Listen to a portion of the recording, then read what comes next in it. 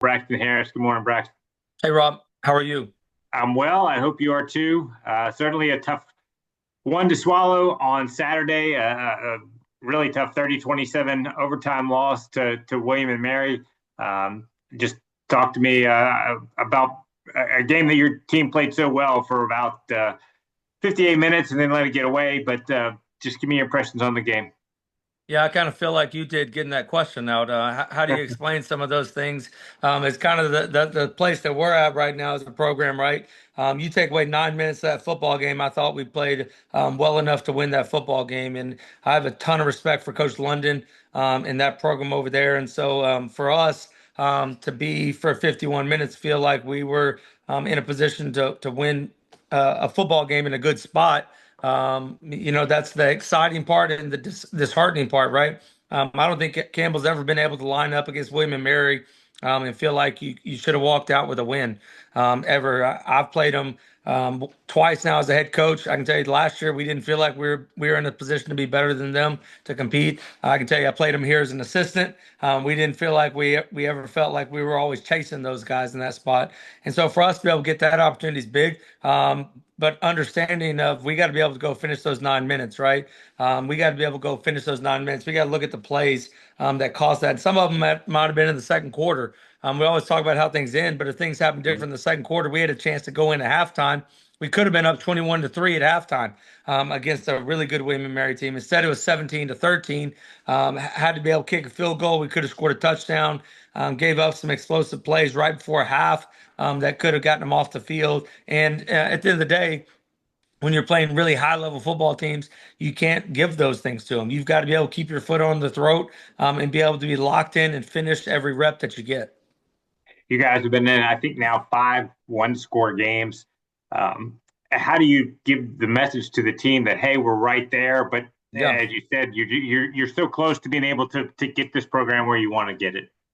Yeah, it's really tough in this world, right? Because in this world that we live in, everybody wants results yesterday. We do. We want results yesterday. We want to win.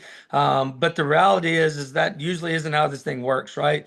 Those guys look at that. They know that we're a better football team than we were last year. They know we're not at the same place we were last year. Is it disappointing? Absolutely, it's disappointing. But the reality is, this is life. Life is going to come, and we're not guaranteed anything. We're just guaranteed in what we do and how we respond to it in that spot. And so that's my challenge to our guys. You look at the one-score games. There's not many 2-7 football teams that come at and play a William and Mary team as good as we did on week 11 of a season, but our guys did. And we got to be able to look at that and understand that we have that core that we're looking to grow with here.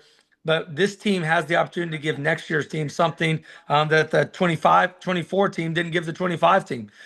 This team will remember how we finished these three seasons, these three games right here. We get an opportunity to go finish against, again, a great Elon team, a blue blood of the CAA coming in here that we haven't beat. We get the same opportunity. And the reality is we got to be able to go answer the bell again in that spot. They know that we're close. They see it on film. We've got to be able to mature and go make some of those plays at the end. But this is not a program that doesn't have hope. We've got a lot of hope. We've got a lot of positive things moving forward. We just got to find a way to play 9 more minutes of football to go win. One of the positives on Saturday certainly was your offense, 404 yards against that William and Mary defense.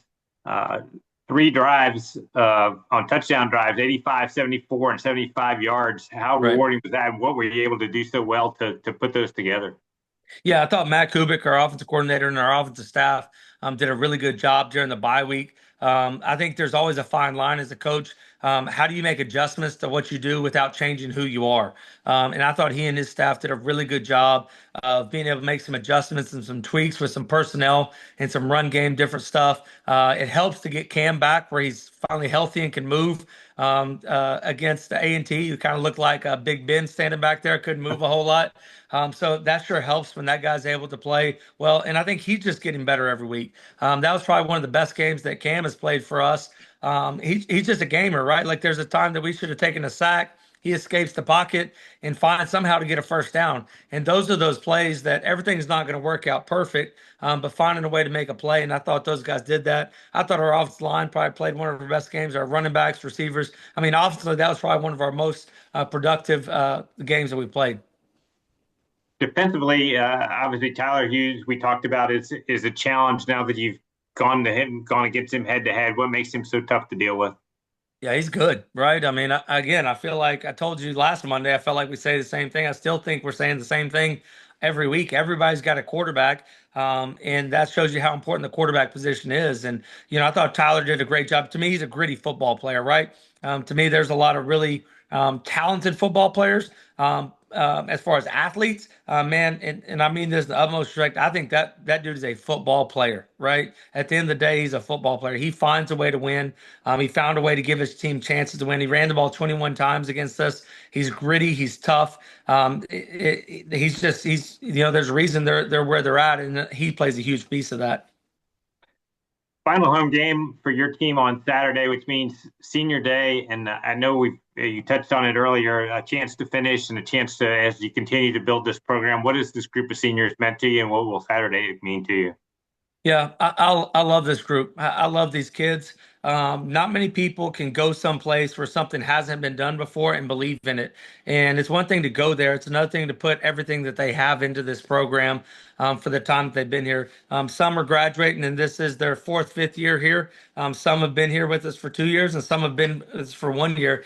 The amount of energy and effort and work that they put in to believe in this program, let's face it, this is not an easy time to be here at Campbell, right? This is not where everybody's telling you everything's good. They're trying to dig their heels in the ground and do something that nobody's ever done in an environment that people don't respect that. That's not valued anymore, right? It's just all about the result in that process. I had a guy tell me the other time, God doesn't require our results; He requires our obedience, right? And that's what these guys have done. Man, they've come in here and they've worked their tail off because they believed in Campbell. I really am excited and I'm really hopeful that our community here at Campbell respects the work that these young men have done, respect what they've put into this program, respect the efforts and the young men that they have, because on their shoulders is who we will stand on.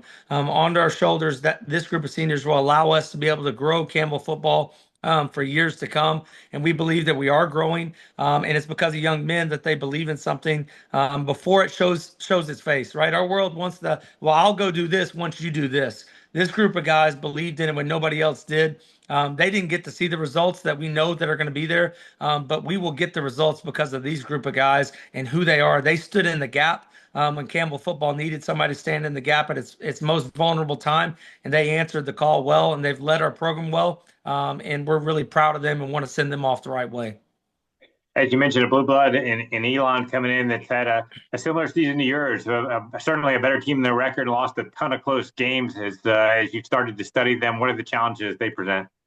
Yeah, I mean, Tony does a great job year in and year out. I mean, before you turn on the film what you're going to get out of Elon. You're going to get a disciplined football team that plays hard, that the coaches are always going to find a schematic way to be able to give their team an advantage. I think Coach Trisciani and his staff do a really good job of that year in and year out.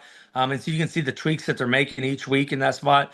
And then them coming here, that's an in-state school for us. That's something that we want to be able to make a rivalry here at Campbell. Last year it wasn't a rivalry. Last year it wasn't a game, and we remember that. And we've got a lot to be able to grow for, and so we got a lot to be able to play for this week. But excited about the opportunity to go compete and be able to send our seniors out.